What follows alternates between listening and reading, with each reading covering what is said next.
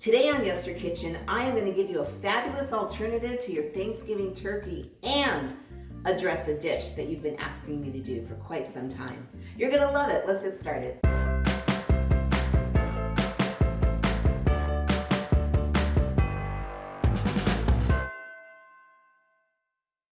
Hey everyone, I'm Jill and this is Yes Your Kitchen, and this is part 2 of our Thanksgiving series. Now I'm going to tell you something, Thanksgiving doesn't always mean turkey. As a matter of fact, sometimes it's awesome to kind of go away from that and make a new special dish. As a matter of fact, in my house for Thanksgiving, I do brunch. Seriously, we have 6 kids, we have all kinds of other parents, and so I figured one year, several years ago, I thought, I'm gonna do brunch because first of all, everyone's available, and second of all, they come hungry.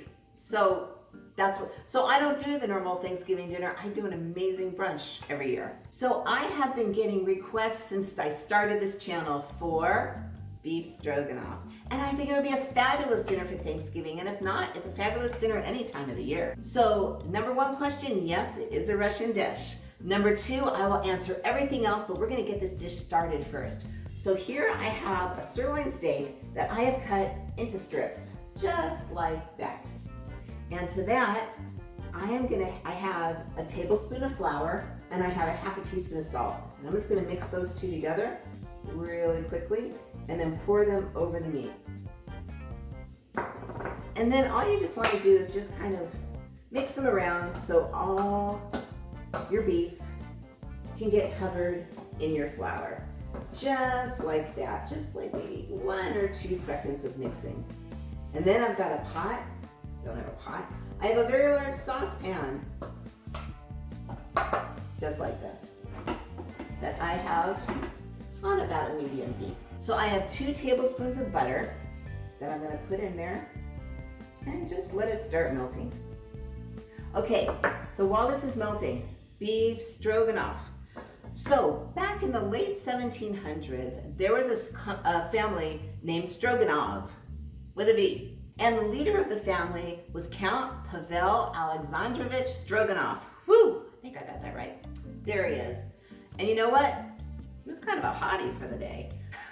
Anyway, back then, it was really not a good thing if you had teeth problems because dentistry was in its very infancy and didn't really help very much. So Count Stroganoff's teeth were not doing well.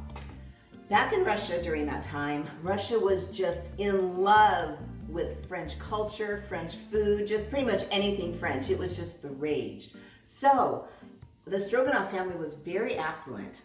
And so of course they had a chef, and it was very, very common for an affluent Russian family to hire a French chef so they can get their French food fix. And the Stroganoff family chef was Andre Dupont. Okay, we're gonna take a quick break because our butter is melted. So you are gonna take your sirloin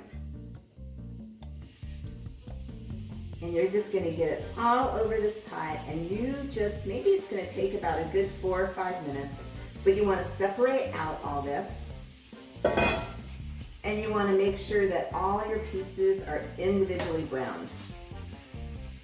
So one day, the Count went to his chef, and we're back to the dentist problem.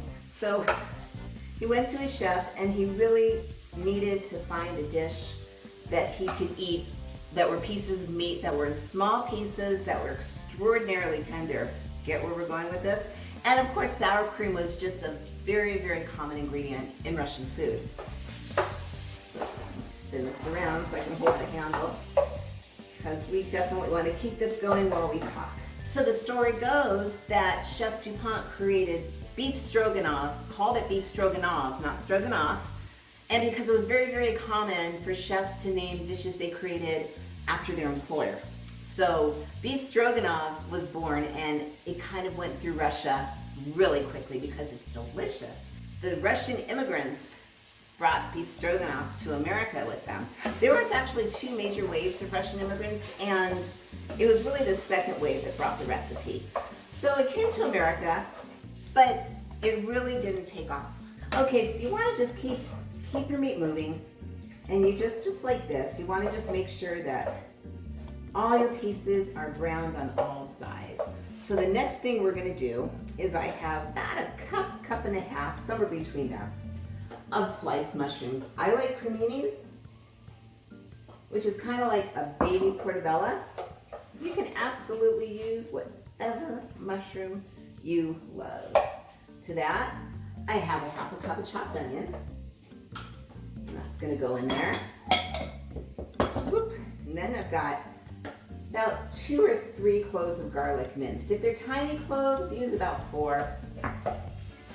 If they're bigger, use 2. If you love garlic as much as I do, feel free to add more because you can never have too much garlic. And now we're just gonna let this cook for maybe about 5 minutes until tender. So beef stroganoff around the 1930s here in America started appearing on the fine dining restaurants. Some of the higher upper echelon did start eating it and did start liking it, but it really didn't come into absolute stardom until after World War II. Because what happens then, we were in the 50s, and the home entertainment boom was huge, and people loved to impress their guests. So beef stroganoff was something that was absolutely delicious, but super easy to make. It fit the bill for a dinner party perfectly.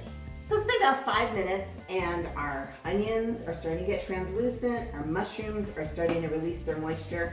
So now what you're gonna do is you're gonna take your meat and just let it chill on a little side plate or a bowl, whatever you want. Got all the meat out of there? Okay. But now we're gonna keep our pan on the fire. And to that, we're gonna add 2 tablespoons of butter. And where's my flour?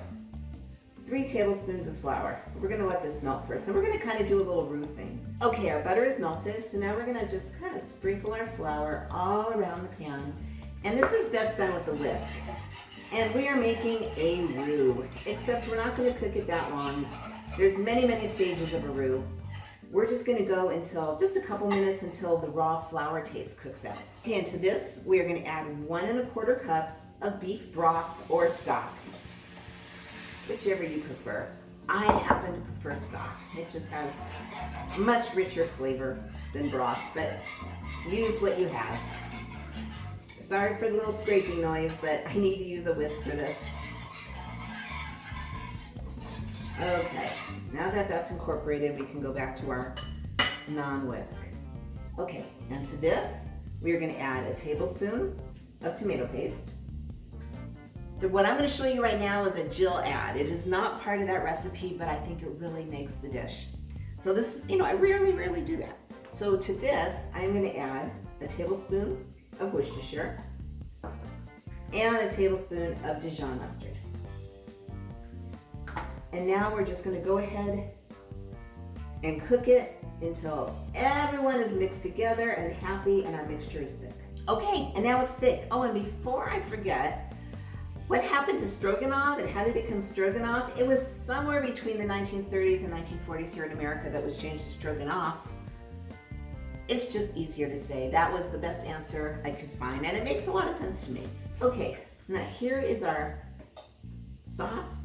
It is starting to bubble. It is definitely thick. So now everybody goes back into the pool, and you want to stir that around and make sure everything is completely coated. See, it's almost looking like beef stroganoff, but I know we have, well, 2 very important ingredients to go. Take a look at this. Everything is incorporated.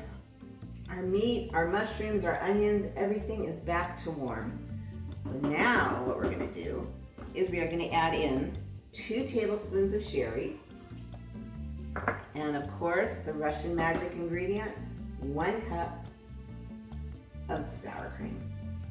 And you don't want this to boil, so just keep it on a medium heat, and you really just want to stir this until it's all melted, incorporated. Now it's starting to look like beef stroganoff. What is wrong with this for Thanksgiving dinner? I'm telling you. I have a couple very unusual dishes coming at you for this Thanksgiving series, and this is, well, the dish isn't unusual, but the time of the dish is, and I say there is nothing wrong with it. We actually made enchiladas one year for Christmas with my family.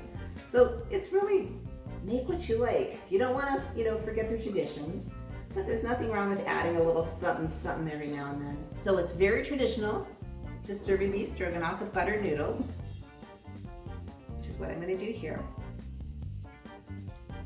You can also use potatoes if you want, or sometimes it's just good on its own.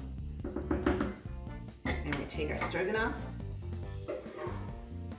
Oh, does that look good or what? And over the noodles it goes. And there, my friends, is beef stroganoff. And now you know the story. And there's one last thing that you must do, or at least I like to. So here's our beef stroganoff. I just want to sprinkle a tiny, tiny bit of paprika on top. For prettiness, and for a little bit of flavor. And there you have it. Beef stroganoff, perfect for any meal. I hope you give it a try. If you would like to explore more dishes from your childhood or just the past, I invite you to subscribe. I release new videos every Friday and every Tuesday. In the meantime, here's some more retro dishes for you. And remember, every dish, even beef stroganoff or stroganoff, has a story. I'll see you in the next video.